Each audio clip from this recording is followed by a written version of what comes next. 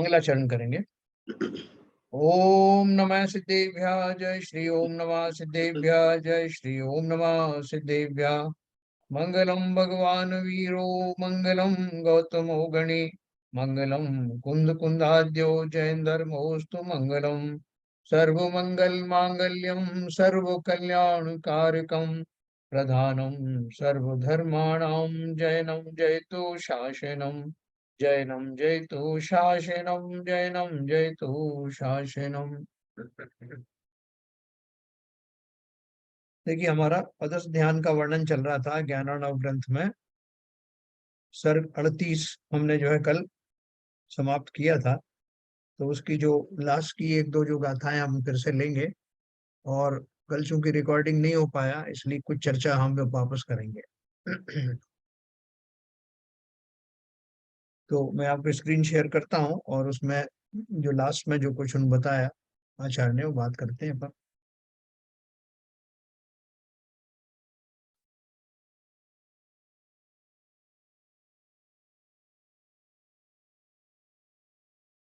116 number का हमने ये पढ़ा था।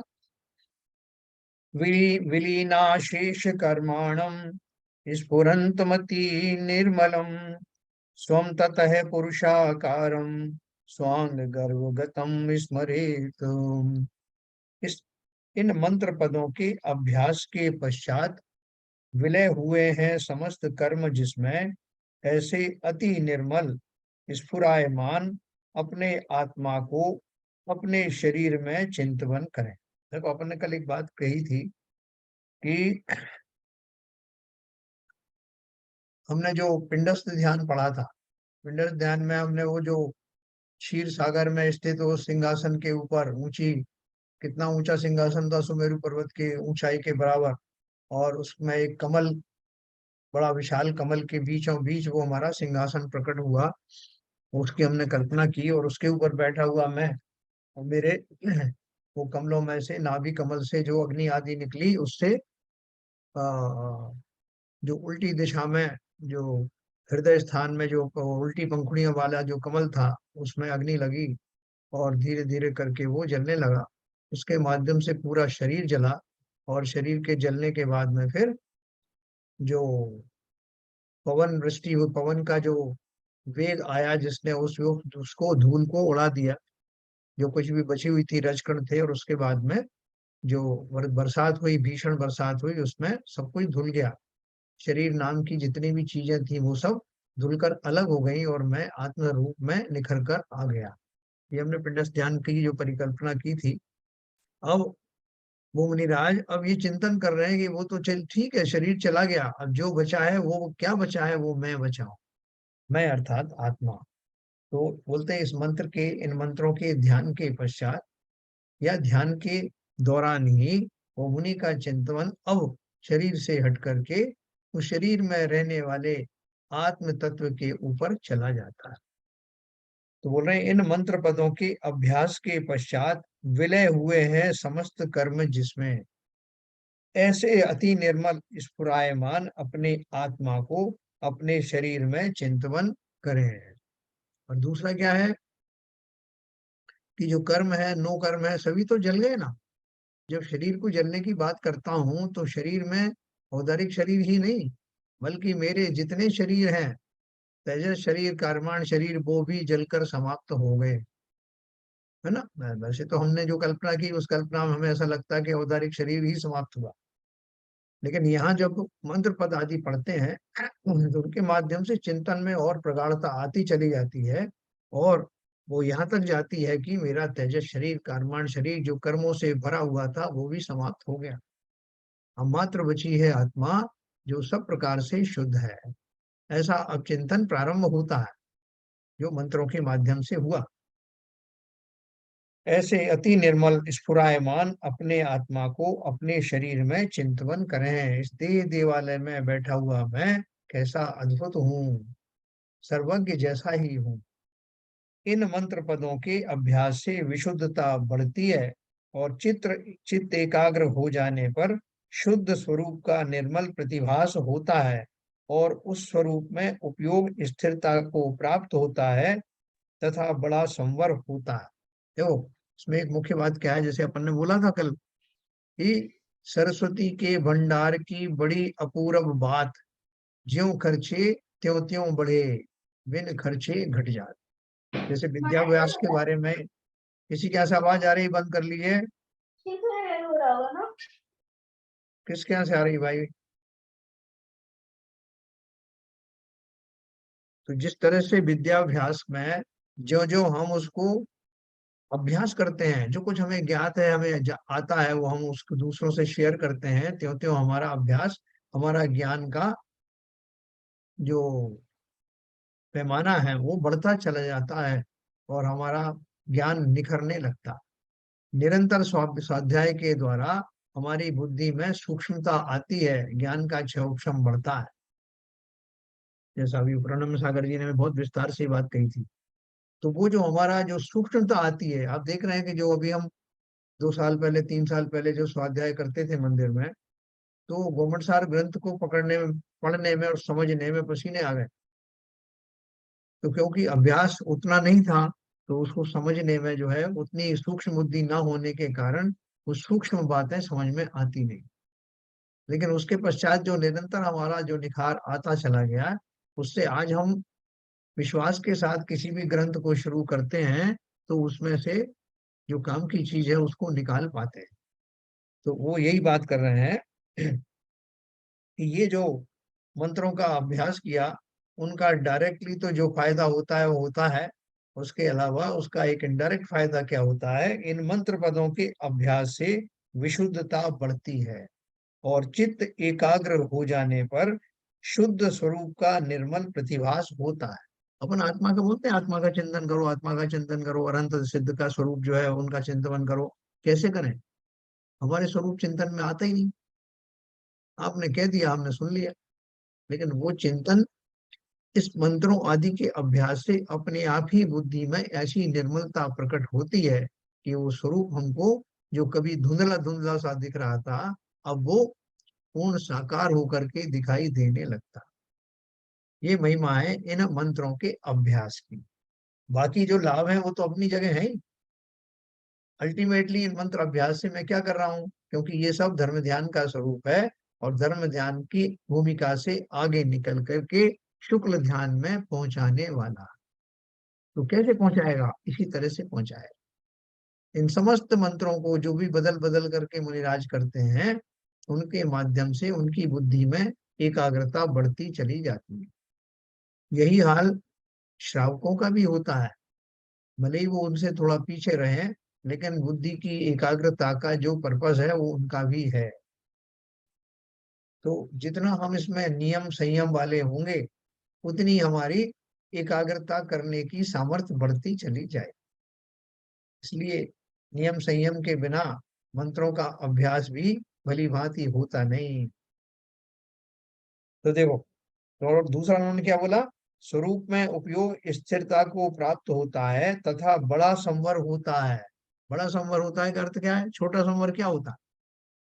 कि जैसे हम किसी काल में, अपने 24 घंटे के काल में किसी घटना से प्रेरित होकर के वैराग्य से भर जाते हैं। वैराग्य से भर जाने के बाद उन क्षणों में कषायों की मंदता के कारण मेरा एक छोटे छोटे संवर होने लगते हैं, जिनसे मेरे पूर्व में जिस तरह के, जिस जाति के, जिस अनुभाग वाले कर्म बंधते थे, उस काल में वैसे नहीं बनते।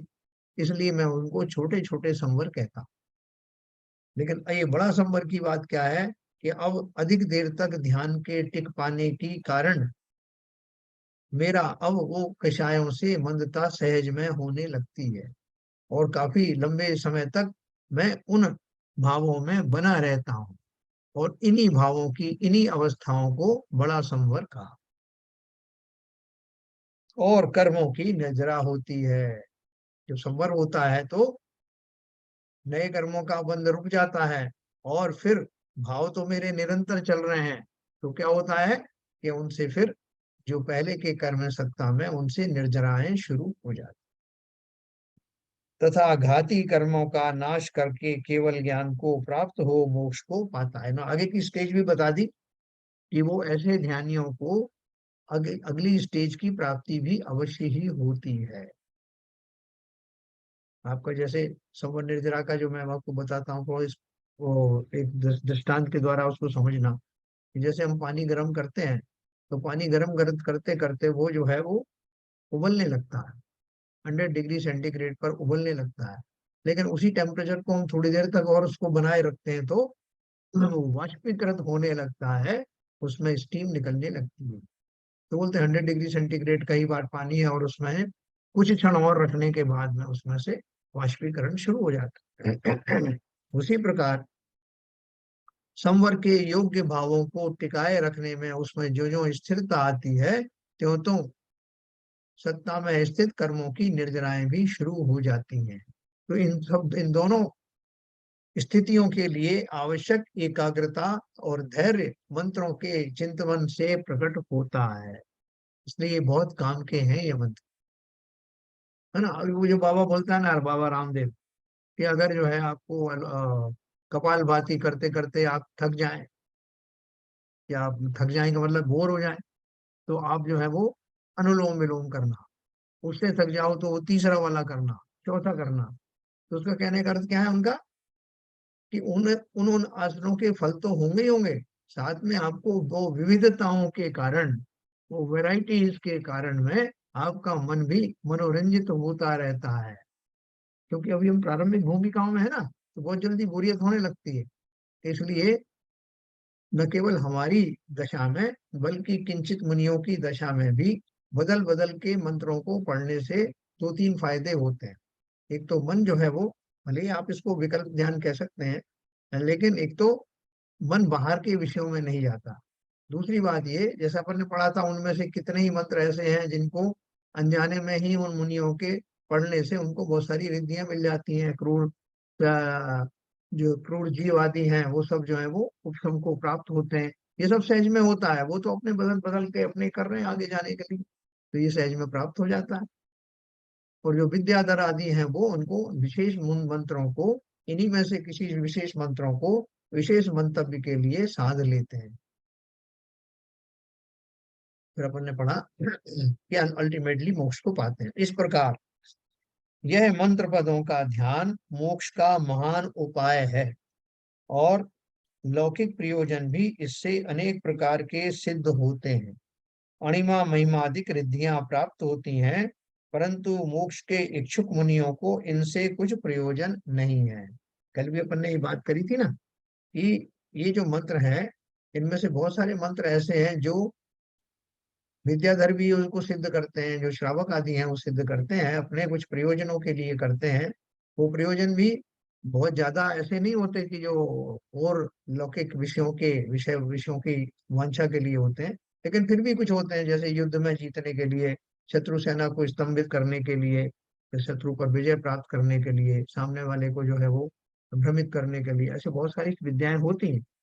तो वो बोल रहे हैं कि जो बहुत सारे जो मंत्र हैं वो इनमें इनके लिए सटीक हैं, वो अ, सबके लिए वो सक्षम है, इस तरह की विद्याएं आदि वो सिद्ध कर सकते हैं। मैंने आपको कल बताया कि मैंने और भी ग्रंथों का अध्ययन किया, जिससे मैं एक निष्कर्ष पर पहुंचा, कि वास्तव में जो सिद्धियां होती है, उनके तो उनको बहुत सारी सिद्धियां प्राप्त हैं।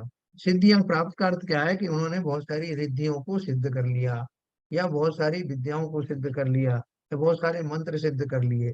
तो अपन जो है उस सिद्धि का जो शब्द, कोई सिद्धियां अलग से नहीं, इन्हीं की जो सिद्धि हो जाने पर, यानी इसमें निष्णात हो जाने को ही हम सिद्ध कहते हैं। कोसा उनका बोला, उनको बहुत सिद्धियां प्राप्त हैं, काय की सिद्धियां प्राप्त हैं? बहुत सारी रिद्धियां प्राप्त हो गई उनको। तो वो जो सिद्धि शब्द है, वो अलग से कोई शब्द नहीं। जैसे अपन बोलते हैं कि हाल चाल क्या है, खाना पीना कैसा है, तो वैसे जो युग्म शब्दों का जो उपयोग करते हैं, क्योंकि समस्त रिद्धियां तभी फलीभूत होती हैं, समस्त मंत्र और विद्याएं तभी फलीभूत होते हैं जब वो सिद्ध हो जाते हैं। इसलिए उसको उपचार से सिद्धि भी कहते हैं, कि उनको बहुत सारी सिद्धि है। अपन ये कहें बहुत सारी रिद्धि है, तब भी ठीक है। और दूसरी बात यह है, कुछ रिद्धियां विद्याओं के द्वारा, मंत्रों के द्वारा विद्याधर और श्रावक भी सिद्ध कर लेते हैं, और वही रिद्धियां बहुत सारे मुनियों को तप के प्रभाव से सहज में ही सिद्ध हो जाती। तो अणिमा महिमादिक रिद्धियां प्राप्त होती हैं, किंतु परंतु मोक्ष के इच्छुक मुनियों को इनसे कुछ प्रयोजन नहीं। जैसे मैंने विष्णु कुमार जी का बताया था आपको, कि विष्णु कुमार जी जो जब वो तपस्चरण में थे, रथ थे, उन्हें नहीं मालूम उनको बेक्रिया रिद्धि सिद्ध हो गई है। और उनको तो किसी अवधि ज्ञानी मुनि ने बताया, और उसको प्रयोग करने के लिए भी उन्होंने उनको कहा। तो अपने किसी स्वार्थवश या संसारी लौकिक कामना के लिए वे रिद्धियों का प्रयोग नहीं करते। अब चारण रिद्धिधारी मुनि है, उनको चारण रिद्धि प्राप्त होती है, तो वो भी इसलिए नहीं कि चलो टूर करके आते हैं, घूम के आते हैं, देख के आए कि मेरा मैं जहाँ पहले रहता था वहां पे क्या क्या हो रहा है।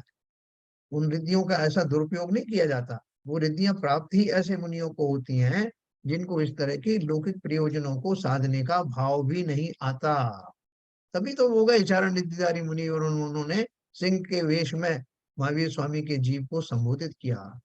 विष्णु कुमार मुनि ने अपनी विक्रिया रिद्धि के द्वारा वामन रूप धारण करके, और वो बलि आदि मंत्रियों से 500-700 मुनियों की रक्षा की। तो ये सारी जो रिद्धियां हैं, वो वास्तव में तपस्चरण के द्वारा भी प्राप्त होती हैं, और कुछ रिद्धियां जो हैं वो विद्याधर आदि भी सिद्ध कर सकते हैं। सभी नहीं कर पाते, केवल ज्ञान रिद्धि नहीं प्राप्त कर पाएंगे, मन पर्याय ज्ञान प्राप्त नहीं कर पाएंगे, लेकिन कुछ रिद्धियां हैं ऐसी जो कॉमन है। यहाँ कोई पूछे कि गृहस्थ इन मंत्रों का ध्यान करे कि नहीं, उसका समाधान यह है कि जैसा ध्यान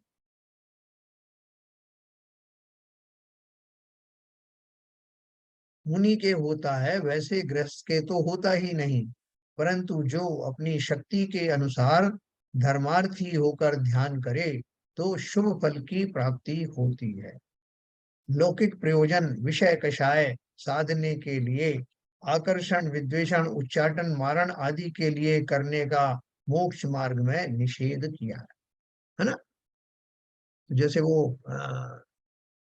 वो एक अपन दृष्टांत देते हैं ना, कि एक मुनिराज ने एक बार जो उपदेश दिया, और उनकी सभा में जो है कोई एक मछुआरा भी बैठा था, तो उनके मुंह से जो निकला कि जिस तरह फलां जड़ी बूटी डालने से मछलियां ऊपर जल के ऊपर आ जाती हैं, उसी प्रकार से ये मंत्रों के प्रयोग से या ध्यान के प्रयोग से कर्म सब सतह पर उभर कर आ जाते हैं, निर्जरित हो जाते हैं। ऐसा कुछ उन्होंने संस्मरण सुनाया था, और वो अपनी अपनी समझ के अनुसार लोग उसका अर्थ निकाल लेते हैं।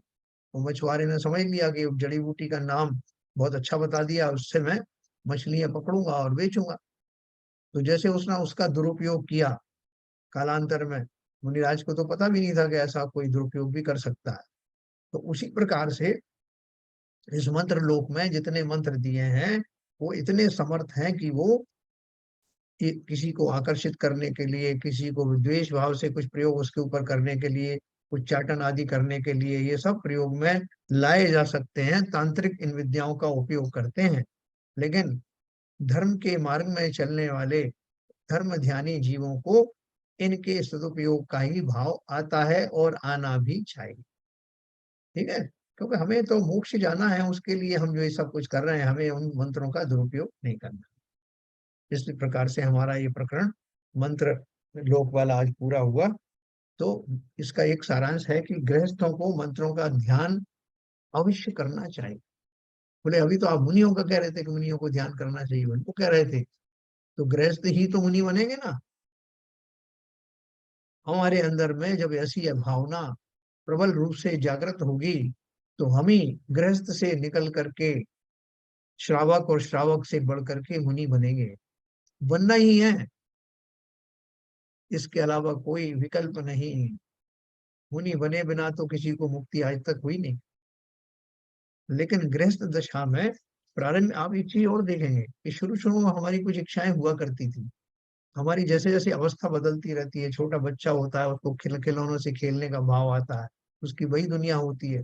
फिर बड़ा हो जाता है तो उसको और दूसरे जो है गेम, दूसरे प्रकार के जो क्रीड़ाएं पसंद आती हैं।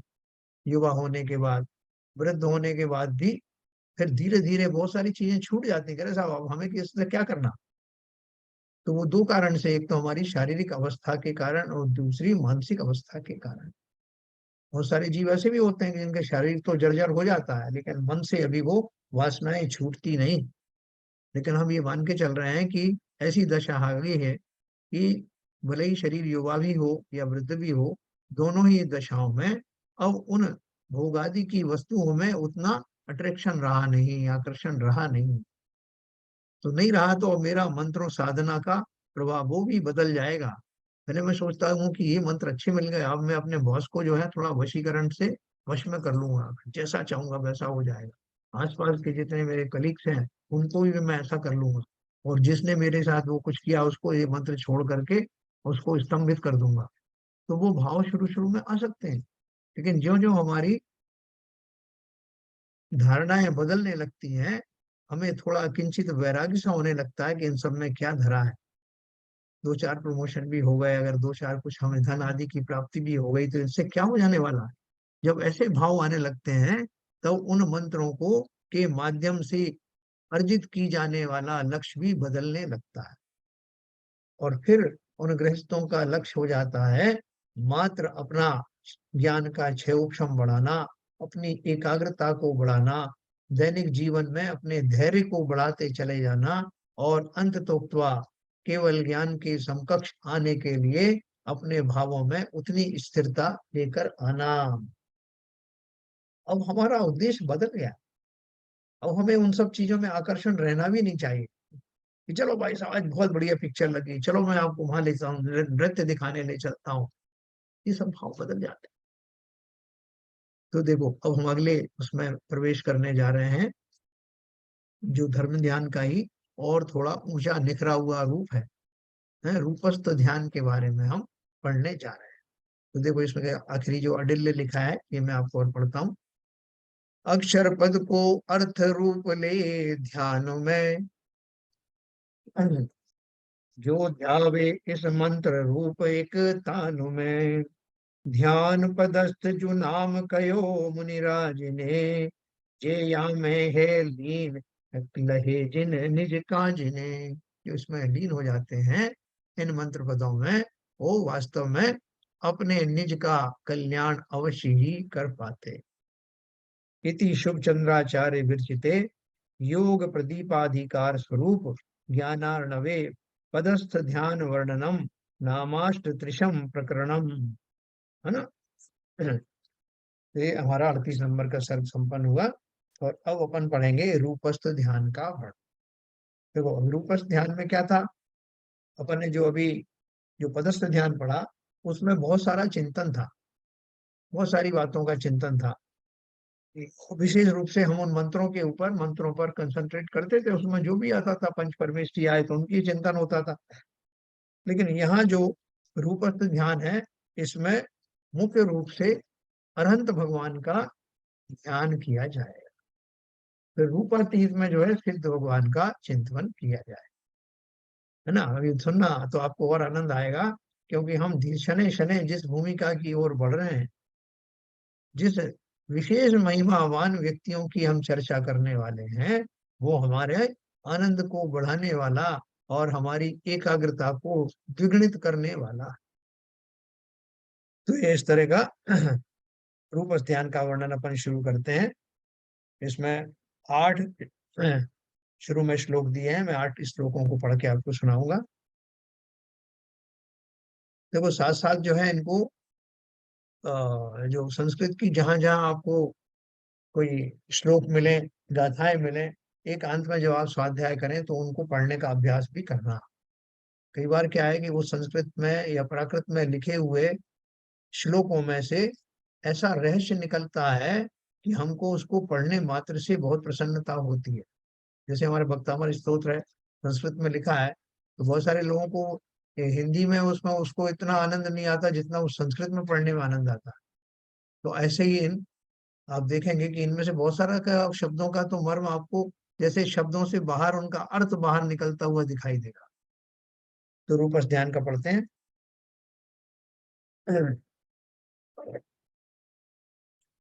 आर्हत्य महिमोपेतम सर्वज्ञम परमेश्वरम, ध्याये देवेंद्र चंद्रार्क सवान्तस्थम स्वयंभुवम, सर्वातिशय संपूर्णम सर्वलक्षण सर्वलक्षण लक्षितम सर्वभूत हितम देवम, शील शैलेन्द्र शेखरम, सप्त धातु विनिर्मुक्तम मोक्ष लक्ष्मी कटाक्षितम, अनंत महिमा धारे सयोगी परमेश्वरम। देखो, इसमें से अर्थ भी निकलता जा रहा, बिना हिंदी किए ही आपको समझ में आएगा। अचिंत्य चरितम चारु चारित्रयीं समुपासितम, विचित्र नय निर्णीतम विश्वम विश्वेक बांधवम निरुद्ध करण ग्रामम निषिद्ध विषय द्विषम ध्वस्त रागादि संतानम भवज्वालन वार्मुचम दिव्य रूप धरम धीरम विशुद्ध ज्ञान लोचनम अपि त्रिदश योगीन्द्र ही कल्पनातीत वैभवम स्याद्वाद पवनिर्घात भिन्नान्य मत भूधरम ज्ञानामृत पय पूरे पवि पवित्र पवित्रित जगत्रयम् इत्यादि गणनातीत गुणरत्न महामद्दार्णवम् देव देवम स्वयं बुद्धम स्मराद्यम जिन भास्करम। इस प्रकार से हमने ये 8 रूपस्थ ध्यान के बारे में पढ़ा, 8 श्लोकों के माध्यम से। इसका अर्थ क्या है? इस रूपस्थ ध्यान में अरहंत भगवान का ध्यान करना चाहिए, जिसमें अरहंत का किस प्रकार स्वरूप चिंतन करना चाहिए सो कहते हैं। देखो ये हमारे बहुत काम की चीज है, क्योंकि अपन अभी तक अपन ये बोलते रहते थे कि आप भगवान के मंदिर में जाओ, जिनेन्द्र देव के सामने जाओ, प्रतिमा के सामने जाओ, तो जिनेन्द्र देव के गुणों के बारे में चिंतन करो। तो हम जो पढ़ी पढ़ाई चीज थी वो सुना देते थे, और आप भी सब सुन करके हाँ हाँ ठीक है साहब, करेंगे ध्यान, वैसे ही ध्यान करें। ये जो अभी जो विषय वस्तु है, तो विषय वस्तु से हमें बहुत क्लैरिटी आएगी कि उन जिनेन्द्र देव का चिंतन कैसे करूं, दर्शन करते समय प्रत्यक्ष में परोक्ष में कैसा चिंतन करूं। तो देखो आगे बताया, अरहंत आदि की महिमा जो समो शरण आदि की रचना है, उस सहित सर्वज्ञ परमेश्वर देवेंद्र चंद्रमा सूर्यादि की सभा के मध्य में स्थित स्वयंभू, एक तो आपको दिखाई दे स्वयं समो शरण में विराजमान प्रभु, उनकी आपको प्रतिमूर्ति का दर्शन हो जाए भावों में, या मंदिर में स्थित प्रतिमा को आप ऐसा ही चिंतन करें जैसे समूह शरण में नाथ विराज रहे, तथा समस्त अतिशयों से संपूर्ण। अब वहां पर जो उनके साथ प्रातिहार आदि हैं उनका भी चिंतन होगा। समस्त अतिशयों से संपूर्ण, सब लक्षणों से लक्षित, तथा जिनसे समस्त जीवों का हित होता है, ऐसे और शील कहिए उत्तर गुण रूपी पर्वत के शिखर, तथा सप्त धातु से रहित और मोक्ष लक्ष्मी जिनको कटाक्ष पूर्वक देखती है, ऐसे अनंत महिमा के आधार संयोग केवली परमेश्वर। क्या क्या देखोगे वहां है? भक्तामर जी में बहुत सारी बातें बताई गई हैं कि वो जो जिनेन्द्र देव हैं, अष्ट प्रातिहार्य का भी वर्णन आता है उसमें, और उनका वो जो कमल के ऊपर अंतरिक्ष में बैठे हैं वो भी वर्णन आता है। ठीक है, कुछ वर्णन उनके विहार संबंधी भी आते हैं, जब समुद्र आगे चलता है तो उनके पैरों के नीचे वो देव कमल बना देते हैं, वो भी आता है। कैसे छत्र चमर भामंडल से युक्त है वहां पर, कैसे दिव्य ध्वनि गिरती है, ये सब समुद्र के जो अतिशय हैं उनसे अपन दो चार होने लगते हैं। जब मैं उनको बैठे हुए चिंतन करता हूँ तो जैसे लोग चिंतन करते हैं कि जो हिंदू लोग करते हैं कि विष्णु भगवान जो है क्षीर सागर में, और वो सही सैया के ऊपर में लेटे हुए हैं, और वहां पे भी वो लक्ष्मी जी उनके पैर दबा रही हैं और उनको चक्र ऊपर घूम रहा है, वो सारी चीजें अपने दृश्य में अवलोकन में उनके आती है। तो वो सारी कल्पनाएं कर लेते हैं कि वो किस रूप में बैठे हैं, उनकी क्या ड्रेस है और वो कैसे।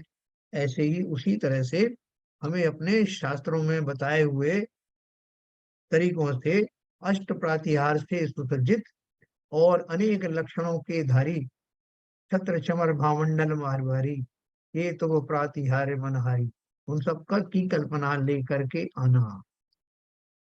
मन तो प्रफुल्लित होगा ही होगा, साथ में ही उन जिनेन्द्र देव के चिंतन के और अंदर में जाने से उनके आंतरिक गुणों से भी मेरा साक्षात्कार होगा। बाहरी बाहरी से तो मैं शुरुआत की है अभी, जिनसे कह रहे हैं, तथा समस्त अतिशयों से संपूर्ण, सब लक्षणों से लक्षित, तथा जिनसे समस्त जीवों का हित होता है, ऐसे और शील कहिए उत्तर गुण रूपी पर्वत के शिखर। जब हम शील की बात करते हैं तो शील के 18,000 दोष होते हैं। मोटे मोटे में तो कहते हैं शील बाण नवराक, शील की 9 बाणें हैं जिनको धारण करके जो संयमी पुरुष हैं वो अपने आप को विषय आदि से अपनी रक्षा कर सकते हैं। तो शील की 9 बाणें तो आप सबको पता ही है, लेकिन उनके जो उत्तर भेद हैं, जो शील में दोष लगते हैं, वो कृतकारिक अनुमोदना, है ना, और संरंभ समारंभ आरंभ, दूसरे और भी जो है अनुमोदना है, और दूसरा उसमें जो कितनी तरह की स्त्रियां होती हैं, कास्ट की स्त्री, सजीव स्त्री, है ना, पेंटिंग वाली स्त्री, ऐसे बहुत सारे उनके भेद हैं। उनमें मल्टीप्लाई करते चले जाते हैं तो 18,000 जो है टाइप के जो दोष हमको लगते हैं, और वो कहाँ जाकर के किन को वो 18,000 दोष समाप्त होते हैं और पूर्णशील के धारी हो जाते हैं, वो है हमारे जिनेंद्र भगवान। तो उनकी महिमा आएगी कि जो चीज 12वें गुण स्थान तक भी संपूर्ण रूप से मुनियों पर भी लागू नहीं होती, ऐसे समस्त दोषों से निवृत्ति 13वें गुण स्थान के धारी जिनेंद्र देव को जो मेरे सामने साक्षात बैठे हैं, समस्त दोषों से रहित हैं, उनको मेरा बारंबार नमस्कार। ऐसे भाव कब प्रकट होते हैं? जब मुझे उनके गुणों के बारे में मालूम पड़ता है, मैं चिंतन करते हुए उन्हें साक्षात देखता हूँ, तब मेरे अंदर जो भाव हिलोरे मारते हैं, उनका क्या क्या उनकी सीमा होगी, किस हद तक जो है मेरे अंदर में आनंद की वृष्टि करेंगे और किस हद तक मेरे कर्मों से निवृत्ति का कारण बनेगी। तथा सप्त धातु से रहित और मोक्ष लक्ष्मी जिनको कटाक्ष पूर्वक देखती है, ऐसे अनंत महिमा के आधार सहयोग केवली। हाँ, कैसा शरीर बन गया उनका? शरीर तो है ना अभी, लेकिन परमोदारिक शरीर बन गया, जिसमें से सप्त धातु से रहित तो हो ही गया, उनका खून भी जो है श्वेत हो गया, और बहुत सारे और भी उनके अतिशय है ना, कि उनके शरीर की छाया नहीं पड़ती, उनका जो मुखमंडल से जो पीछे उनका आभा मंडल बनता है, उसमें नौ नौ लो सात सात भाव जो जीव देखा करते हैं, उनकी दिव्य ध्वनि कितनी दूर तक जाती है और कैसा उसका नाद होता है, ऐसी बहुत सारी बातें हमने तो सबको पढ़ी हुई ना अपन सबने। तो अब समय आ गया है कि जो कुछ हमने जाना है, उन जानने के बाद में अब साक्षात रूप से उन्हें निहारूं, जिनके बारे में ये सब मैंने जाना है।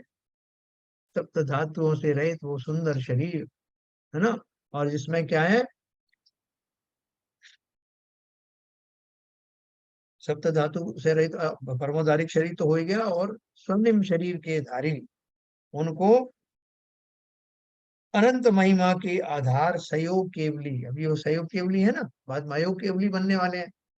अभी खाली योग तो चल रहा है उनका, तो वो कौन सा योग चल रहा है? ऐसा योग जिसके कारण से उनको नवीन कर्म का बंध तो होता ही नहीं। अगर जो है किंचित वो सातावेदनी कर्म का उदय होता है, तो वो भी बंध को प्राप्त नहीं होता, उदय होता रहता है। परमेश्वर तथा अचिंत्य है चरित जिनका, और सुंदर चरित्र वाले गणधराधिक मुनि गणों से सेवनीय है ना। कैसे कैसे मुनियों की पूरी सभा है, हम और आपकी सभा में कौन बैठता है? तो अपन निमंत्रण देते हैं कि भाई साहब आना हो, जो फलाने पार्क में अपन बैठेंगे, क्या करोगे? बोले वो सब अपने सब मिलने वाले आएंगे ना वहाँ, तो अपन गप्पा करेंगे, बहुत सारी गप्पे हैं अपने पास। तो जिसको जैसा मन होता है वैसी सोहबत, वैसी संगति को चाहता है, और वैसी ही उसे मिलने लगती। तो जिनेंद्र देव का दरबार में कौन आएगा, कैसे व्यक्ति आएंगे? तो लिखा उन्होंने, सुंदर चरित्र वाले, अचिंत्य है चरित्र जिनका, और सुंदर चरित्र वाले गणधराधिक मुनि गणों से सेवनीय, तथा अनेक नयों से निर्णय किया है, विश्व अर्थात समस्त वस्तुओं का आकार स्वरूप जगत जिन्होंने ऐसे, और समस्त जगत के हितु। देखो एक एक शब्द के अंदर में बहुत भाव भरे हुए हैं। वो सुंदर पुरुष तो अपने समझ में आ गए चरित्र वाले, लेकिन एक बात उन्होंने क्या लिखी है, अनेक नयों से निर्णय किया है, विश्व अर्थात समस्त वस्तुओं का आकार स्वरूप जगत जिन्होंने ऐसे। अपन ने बोला ना नए कितने होते हैं, मुख्य मुख्य रूप से तो वो नए जो है गिनती के होते हैं, सद्भूत व्यवहार नय, सद्भूत व्यवहार नय, उपचरित और अनुपचरित वो सब अपन ने पढ़े। उसके अलावा नए अपन किसे कहते हैं कि वक्ता के बोलने का कथन करने की शैली, या उसके चिंतन में वस्तु के स्वरूप के जितने एंगल होते हैं सम्यक प्रकार के, वो नए कहे जाते हैं। और उनके माध्यम से मैंने व्यवहार नय में ये वस्तु क्या है, सम्यक रूप से निश्चय नय से क्या है, इस तरह से समस्त प्रकार से जिसने नयों का अध्ययन किया है, और उसे किसी तरह का ना तो विस्मय होता है, ना कहीं वो भ्रमित होता है। किसी ने किसी वस्तु को किसी अपेक्षा से कुछ कहा तो वो समझ लेता है कि ये बात किस अपेक्षा से कही गई, वास्तव में कैसी है।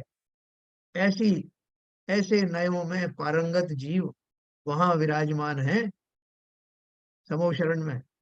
इसलिए वो कहीं भ्रमित होते नहीं कि पंखा चलता भी है नहीं भी चलता, वो सब समझ जाते हैं कि कौन से नए से चलता कौन से नए से नहीं चलता।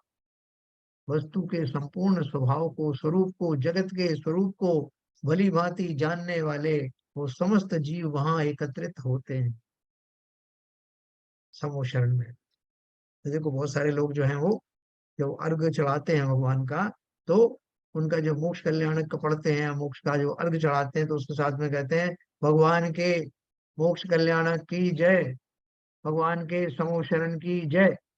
हमारे यहाँ भी ये बाबूजी मामू जी मामा जी निरंतर बोलते हैं।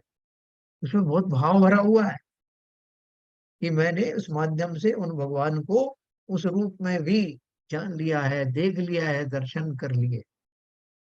एक एक चीज में भाव है। तो बोलते हैं फलाने फलाने कूट से मोक्ष पधारे श्री पार्श्वनाथ भगवान की जय, तो कूट का भी चिंतन हो जाता। उस मोक्ष स्थली से, तपो स्थली से अंतिम सोपान का भी दर्शन यहाँ बैठे बैठे हो जाता। उन शब्दों में बहुत रहस्य है, हम उनसे भावनात्मक रूप से जुड़ जाएं तो कमाल हो जाता है। एक ही पूजा में की जाने वाली वो समस्त अर्घावली न केवल आनंद को देती है, बल्कि हमारा सीधा कनेक्शन उन जिनेन्द्र देव से जो समूह शरण में विराजमान है करा देती है। इस रहस्य को समझ करके पूजन भले ही एक या दो करो, लेकिन पूर्ण भाव से पूरी तरह समर्पित होकर के करना, अवश्य ही हमारा कल्याण होगा।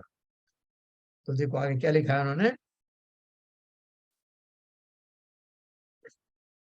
तथा इंद्रियों के ग्रामों को रोकने वाले, विषय रूप शत्रुओं को निषेध कर देने वाले,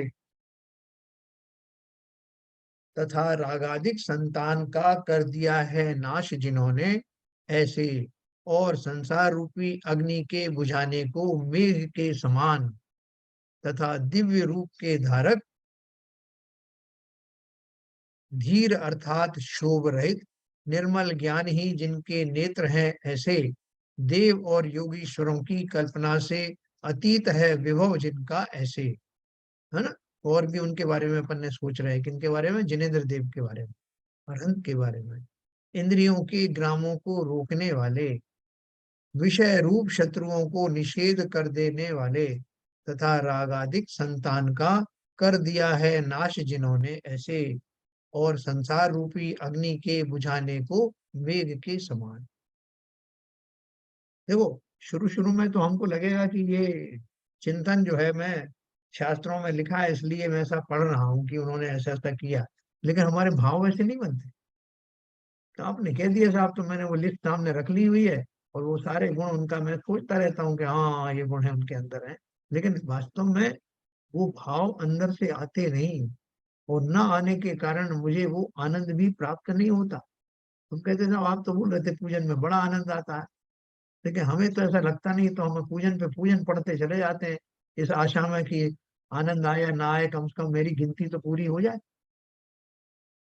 तुम क्या कह रहे हैं यहाँ पर, कि जब मन से ही अंदर के भाव ही ऐसे होने लगे, तो उनको निरखने के बाद, जैसे कोई व्यक्ति आपके यहाँ स्टेज पे आने वाला है, उसके बारे में आपको पहले से बता दिया जाए कि ये साहब अभी आने वाले हैं, ये बड़े बड़े बड़े पहुंचे हुए हैं, ये कमिश्नर हैं, इन्होंने बहुत सारे ऐसे ऐसे काम किए हैं, बहुत सारे लोगों को उन्होंने राहत पहुंचाई है और बहुत से अचीवमेंट्स किए हैं। तो वो सब आपको जब वो आएंगे तो उससे पहले आपकी धारणा बन जाती है उनके प्रति। जब वो आके खड़े होते हैं तो सब उठ के उनको तालियां बजाने लगते हैं, उन्हीं भाव से उनको नमस्कार करने लगते हैं। तो उसी प्रकार से जिनेन्द्र देव के बारे में जो कुछ हमने अब तक पढ़ा, जब तो हमने जाना, जब वो ध्यानस्थ मुनि अपने ध्यान में ऐसे गुणों से भरे हुए जिनेंद्र देव को साक्षात सामने पाता है तो विवल हो जाता है। वो सारे भाव जो उसने पढ़े थे उनको उसके अंदर से आने लगते, ओ यही है वो सर्वज्ञ देव जिनके बारे में मैंने इतना कुछ पढ़ा जाना। आज मेरे भावों के लेवल पर आकर के इन्होंने मुझे दर्शन दिए, मैं कृतकृत्य हो गया। ऐसा जब भाव करेंगे तो जो जो उनका महिमा है वो भी सामने आने लगेगी, दृश्य पटल पर चलने लगी। तथा दिव्य के धारक, दिव्य रूप के धारक, धीर अर्थात शोभ रहित निर्मल ज्ञान ही जिनके नेत्र हैं, ऐसे देव और योगीश्वरों की कल्पना से अतीत है विभव जिनका, ऐसे होते बोलते हैं कि जितना स्वरूप का चिंतन मुनि लोग कर पाते हैं वो तो उसका एक अनंतमा भाग ही कर पाते हैं। देवों को लगा दो, योगीश्वरों को लगा दो, अवधि ज्ञान के धारी उन सबको लगा दो, तब भी बोलते हैं कि उनकी कल्पना से भी अतीत है वैभव जिनका। आप उतना चिंतन जितना कर पाते हैं उससे कई गुना ज्यादा उनका वैभव है। वैभव माने आंतरिक वैभव।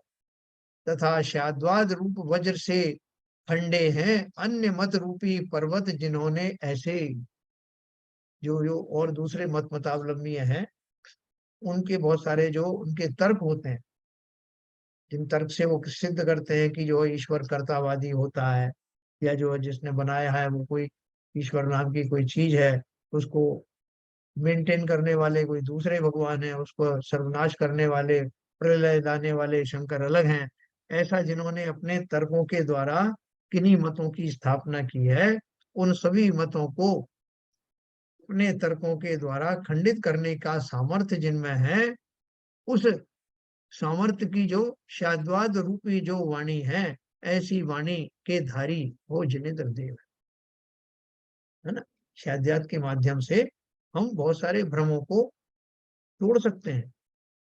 तथा शाद्वाद रूप वज्र से खंडे हैं अन्य मत रूपी पर्वत जिन्होंने, ऐसे तथा ज्ञान रूप अमृतमय जल के प्रवाहों से पवित्र स्वरूप किया है तीन जगत जिन्होंने, ऐसे इनको आदि लेकर गणना से अतीत गुण रूप रत्नों के महासमुद्र, देवों के देव स्वयं बुद्ध जिनों के सूर्य, ऐसे श्री ऋषभ देव सर्वज्ञ का हे मुने तू चिंतवन कर।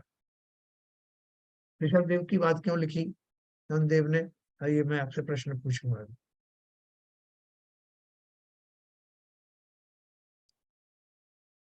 हाँ सर।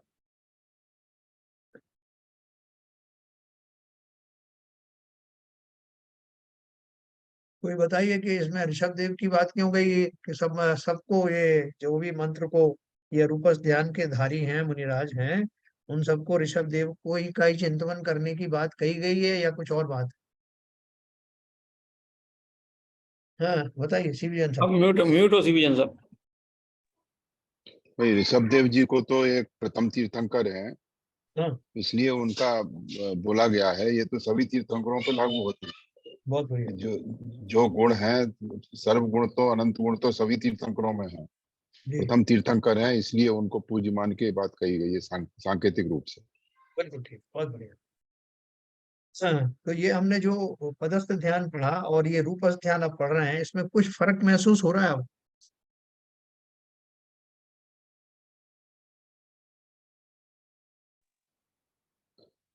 और क्या मतलब, केवल ये इसमें उन्होंने समराइज कर दिया है कि केवल अनंत भगवान का आप ध्यान करिए, अपने आप को कंसंट्रेट करके, क्योंकि आपने जो पदस्थ ध्यान से आपके एकाग्रता को इतना सूक्ष्म कर दिया है जी कि अब आप क्या कहते हैं, अगर वास्तव में उतनी एकाग्रता आप में आ गई है तो आप इतनी सूक्ष्मता से केवल अपने अनंत और भगवान के ऊपर कंसंट्रेट करके वो ध्यान को और ज्यादा विशुद्ध बना सकते हैं। बहुत बढ़िया। बोलो शैलन जी बोलो। बेसिकली एक लेवल बढ़ गया है। हाँ लेवल जैसे लेवल जो अभी तक शक्ल ध्यान वगैरह चल रहा था उसका और लेवल को उन्होंने सूक्ष्म कर दिया और नैरो मतलब और वो कर दिया उसको। तो क्योंकि अंतिम जो लेवल आएगा उसमें तो अब कल्याण ही होना है, तो उसको धीरे-धीरे और मतलब जिसे कहते हैं कि बहुत महीन करते जा रहे हैं उसको। तो बाबू जी बताएं, रिवीजन था।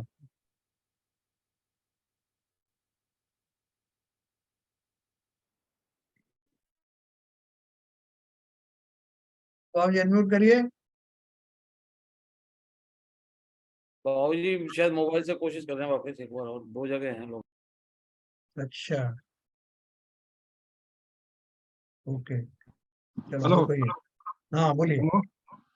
एक्चुअल में क्या है कि ये मैंने पहले इसमें लगा रखा था इसमें, हाँ, तो वो जो ऑन हो नहीं डबल पा आवाज, रहा। डबल आवाज आ रही है। हाँ, 2 जगह लॉगिन है। अगर मैं अभी अभी इसे खत्म करता हूँ इसे। चलिए थोड़ा तब तक ये बताएं, नीरजा हाँ जी हाँ बोलिए। हाँ बोलिए। हाँ हाँ हाँ। अरे यार हाँ अभी मैंने आवाज आ तो रही है, सही आ रही है आवाज बाबू जी की। तो चला गया यार, डिस्टर्ब हो रहा है। नहीं हाँ, आवाज एक आ रही है आपकी, बोलिए। हाँ बोलिए। तो भाई साहब पहले तो एक बात बताइए मुझे ये, कि वो लोग आपने आपके जो आपने पढ़ रहे थे कि हाँ मोक्ष लक्ष्मी कटाक्ष से देखती है, तो वो जरा क्लैरिफाई करिए पहले तो उसे, हाँ हाँ, देखो उसका कटाक्ष मतलब क्या है। देखती है। हाँ बताता हूँ। देखो कटाक्ष का जो है दो अर्थ होते हैं। हम्म। यह कटाक्ष का जो एक अर्थ होता है वो होता है कि जैसे किसी व्यक्ति के ऊपर कोई मोहित हो गई, कोई स्त्री मोहित हो गई, तो उसके जो, उनके जो स्त्रियों के जो भाव होते हैं ना, वो उसे कटाक्ष कहते हैं, जिसके माध्यम से वो दूसरों को रिझाती है, हाँ उसे कटाक्ष कहते हैं। तो वो बोल रहे हैं कि मोक्ष लक्ष्मी जो है उनके ऊपर रीझ गई है। इसका कटाक्ष का अर्थ अच्छा यहाँ अच्छा पर ये है कि अच्छा। मतलब मोक्ष लक्ष्मी उस पर मोहित हो गई है, मतलब उनको मोक्ष लक्ष्मी की प्राप्ति हो गई है, भाव मोक्ष तो हो ही गया ना उनका, हम्म। वो है, खाली उतना ही अर्थ। अच्छा। अब आप इसमें इस बारे में मुझसे क्या पूछना चाह रहे थे, एक सेकंड मैं जरा। आपको पूछ रहा हूँ कि आपने पदस्थ ध्यान के बारे में पढ़ा था, जिसमें हमने बहुत हाँ सारे मंत्रों के माध्यम से पंच परमेष्टि के ध्यान के बारे में हाँ बताया था तरह तरह से। हाँ यहाँ मात्र अरहंत की चिंतन के बारे में समो शरण में विराजित अरहंत की बारीक से बारीक बातों का चिंतन हो रहा है। तो हाँ। दोनों में क्या फर्क है? वहां भी तो हमने अरहंत के बारे में पढ़ा था ना, यहाँ क्या विशेष? इसमें ये रूपस्थ जो है, जी। रूपस्थ ध्यान में हमें रूप का हमें चिंतन करना है। हम हम्म। भगवान के वैभव का चिंतन करना है। अच्छा। भगवान के उसके उन्होंने कौन कौन से अक्षर हैं इनका चिंतन करना है, सामने दिखाई दे रहे हैं हमें, और उसमें केवल चिंतन है, उसमें केवल चिंतन है, इसमें प्रैक्टिकल है। आपको प्रैक्टिकल दिखाई दे रहा है, सामने भगवान भगवान समुद्र में बैठे हुए हैं, इनके ये इनके इस शरीर के ये गुण हैं, इन्होंने ये कार्य किए हैं, ये प्रैक्टिकल सामने दिखाई दे रहा है। वहां केवल चिंतन हो रहा है, तो चिंतन में प्रैक्टिकल में इतना ही डिफरेंस है। ये एक तरीके से ये लैब में बैठे हुए हैं, लैब में पहुंच गए प्रैक्टिकल करने के लिए, जिसको हमने अभी तक चिंतन किया था, जो था अभी तक हमने चिंतन किया था भगवान के ऐसे होते हैं, और जो हमने रूप जो सिर्फ पदस्थ से जो क्या था, अरहत सिद्ध आचार उपाध्याय वगैरह से चिंतन किया था, जी। केवल थ्योरेटिकल था वो, हमें ओके। सामने दिखाई दे रहा है, लैब में पहुंच गए हम। अब बहुत बढ़िया। अब हमें उसके निकट ही है बिल्कुल। वो ओके, बहुत अच्छा है। चलिए मैं अनिल बोलूं। जी कुछ बोल रही थी नीरज जी। हाँ, ये धर्म ध्यान के प्रकार हैं, जो हम्म। हर चीज, जैसे हमने अभी मंत्र का ध्यान किया, ऐसे रूप का करेंगे, कि जितने जितने प्रकारों से हम उनको अपनी एकाग्रता बढ़ाएंगे तभी हम शुक्ल ध्यान में जा पाएंगे। तो ये सब जो डिफरेंट एंगल जिसे कहते हैं ना, डिफरेंट एंगल से हम उसको देखेंगे, तो ये इस जी, तरह के प्रकार हैं। जितने प्रकार से हम उनको ध्यान कर सकेंगे, एकाग्र हो सकेंगे, उतनी हमारी एकाग्रता बढ़ेगी और हम शुक्ल ध्यान में जा सकेंगे। बहुत बढ़िया, बहुत बढ़िया। और कोई बताएगा? अब इसमें जो मैं ये कहना चाह रहा था कि पदस्थ में जो हमारे मंत्र हैं उसमें भी हमने काफी अरहंताड़म नमो अरहंताड़म के रूप में कई बार हमने मंत्र का ध्यान किया है। तो अब यहाँ भी अरहंत के गुणों का और एक बहुत डिटेल में अरहंत के की व्याख्या की है। जी। तो मुझे ऐसा लगता है कि पदस्थ में जब हम ध्यान करें नमो अरहंताड़म, तो हमें इसको कॉम्बिनेशन से करना है। उस समय ये जो गुण हमने इतने विशाल देखे, तो उस समय हम इसका चिंतन करें कि ये जो अरहंत हैं उसमें ये गुण के धारी हैं। बहुत बढ़िया। मतलब पदस्थ ध्यान ही रूपस्थ ध्यान बनाया जा सकता है, बन ही जाता है। बहुत सही बात कही आपने। देखो मैं आपको इसके एक सिमली और देता हूँ अंत लेकिन में। सर इसमें ना मेरा भी इसमें सर एक है, हाँ हाँ बोलिए। वो जो अक्षरों के माध्यम से है वो तो एक प्रथम मतलब कुछ सीढ़ियां हैं, क्योंकि अक्षरों पे अगर हम ध्यान करेंगे तो हमें कंसंट्रेशन पावर हमारी बढ़ेगी। लेकिन जब हमारी कंसंट्रेशन पावर बढ़ गई, फिर हमें उनके गुणों तक पहुंचना है कि उनके जी गुण क्या हैं। और जब हम उन गुणों तक पहुंच जाएंगे, तो अभी सिद्धों के गुणों की बात कर रहे हैं या अरिहंत के गुणों की बात कर रहे हैं, फिर धीरे धीरे हम स्व तक भी पहुंच जाएंगे कि ये गुण हमारे अंदर भी है, फिर हम उसका भी ध्यान करने लगेंगे। तो ये स्टेप बाय स्टेप प्रोसेस है। बहुत बढ़िया। देखो आपने सही कहा। ये जो मंत्रों के माध्यम से जब अक्षरों पर हमारा ध्यान रहता है, कंसंट्रेशन रहता है, तो बहुत सारा हमारा कंसंट्रेशन डाइवर्ट हो जाता है कि मंत्रों को देखो इस तरह स्थापना करना है, वो कमल के ऊपर ये स्थापना करना है, इस तरह का सोचना है, या अरंत है या सिद्ध है ये। तो मेरा जो एकाग्रता तो आती है, लेकिन उसमें बहुत सारे विकल्प भी रहते हैं। तो विकल्प रहने की स्थिति में मैं उन अरंत के बारे में उतनी गहराई से चिंतन कर नहीं पाता।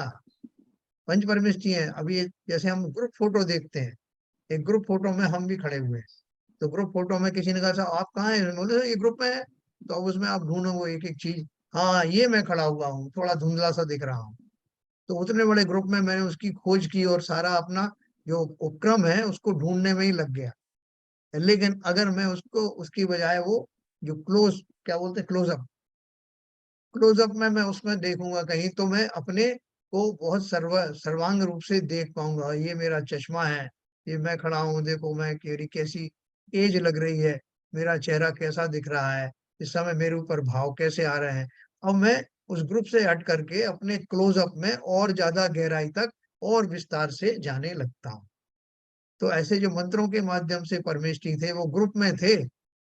अब समस्त मंत्रों का जो विकल्प ही हट गया कि वो कहाँ मंत्र थे, अक्षर कहाँ स्थापित थे।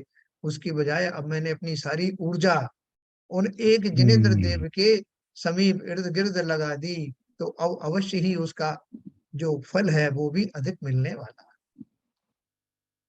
ये सिंपली ठीक लगी आपको ग्रुप ग्रुप फोटो और जो क्लोज अप फोटो। तो उस तरह से हम अब सर्वज्ञ की ओर जा रहे हैं, और धीरे धीरे करके ये भी हमारे अंदर में प्रकट होगा, बनने लगेगा कि ये सर्वज्ञ मैं ही तो हूँ। मैं ही उस भूमिका तक पहुंचने की योग्यता रखे हुए हूं। तो कल अपन इसके बारे में और विस्तार से पढ़ेंगे। रूपस्थ ध्यान। आप सोचो कि आचार्य की कितनी कैपेबिलिटी होगी कि इस छोटी सी बात को जो अपन ने अभी की, उसको उन्होंने उसका विस्तार देने के लिए 46 गाथाएं कही हैं रूपस्थ ध्यान के बारे में। तो सोचो और आगे का माल और कितना अच्छा होगा। ठीक है सर। तो अभी समय हो गया, कल अपन इसका और चर्चा करेंगे। जिनवाणी स्तुति करेंगे।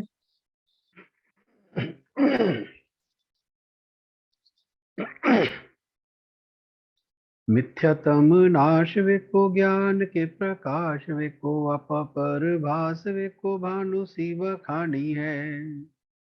छहो द्रव्य जान वेको बंध वेधि भान वेको स्वपर पिछान वेको परम प्रमाणी है। अनुभवताय वेको जीव के जताय वेको काहू न सताय वेको भव्य और आनी है। जहाँ तहाँ तार वेको पार के उतार वेको सुख विस्तार वेको यही जिन वाणी है। हे जिनवाणी भारती तो है जपू दिन रैन, जो तेरी शरण गए सो पावे सुख चैन। या वाणी के ज्ञान से सूझे लोकालोक, सो वाणी मस्तक धरो सदा देते हैं धो, सदा देते हैं धो। जिनवाणी माता की जय। जय।